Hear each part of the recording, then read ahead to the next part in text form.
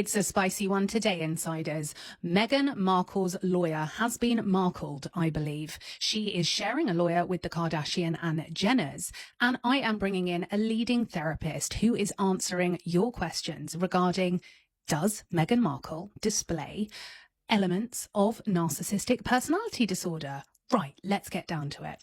Okay, so last week we saw Meghan Markle use her lawyer, Michael J. Kumps, to really try and squash the stories and the fallout from Netflix.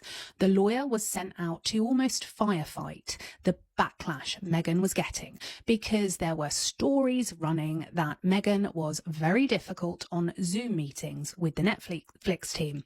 There were stories that she would walk away from the Zoom meetings when she was offended. Michael J. Kumps came back and said this was absolutely not true, that Meghan Markle is a working mum and that her children would come in, and Meghan didn't want the kids to interrupt the meeting, so she simply shielded the Netflix team from this. I will read you the article, but I want to make this very clear. The reason she sent out a lawyer is because there are no PR staff anymore. She's gone through them. Over 11 people have left. Now, Meghan wants us to think that this was always the plan, okay? She didn't want Netflix as a global partner to expand the jam. Didn't want them. They were holding her back.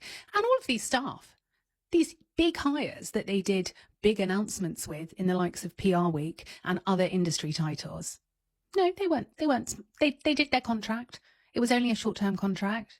Well, if it was a short-term contract, why'd you make such a fuss about it and do a big industry announcement?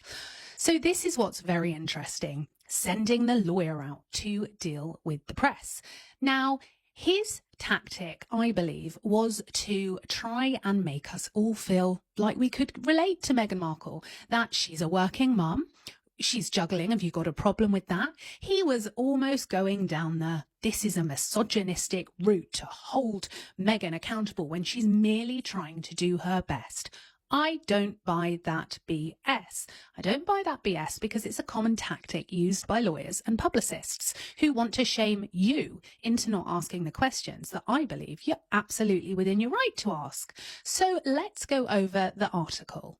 The lawyer has really pulled out everything from the damage limitation box with this one. Oh yes, we are all being shamed, I believe, into not being able to ask the questions. And what do we know? We know the mainstream media will never ask them because it's always on to the next story. And let's use Harry and Meghan's favourite word. There is never any accountability from them.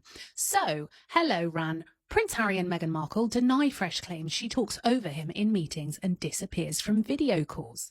Let's be honest though, we've all been on a Zoom call when we like to take camera off, don't we, and pretend we're listening whilst we're probably doing a bit of the washing or something. Continue.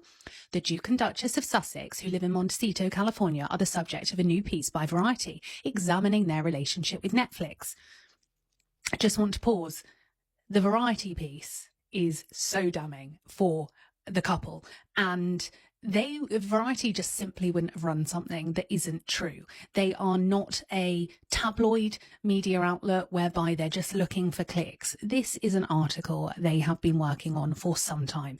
It is not only double sourced, it's triple sourced, and it gives us a very, very clear insight into exactly what many of us all believe, that we are being fed a pack of lies. So it says Prince Harry and Meghan Markle have denied claims about their working habits in a scathing new article published in the US. So the scathing work habits, this is where they're in their little office, isn't it, where I think the laptops aren't plugged in.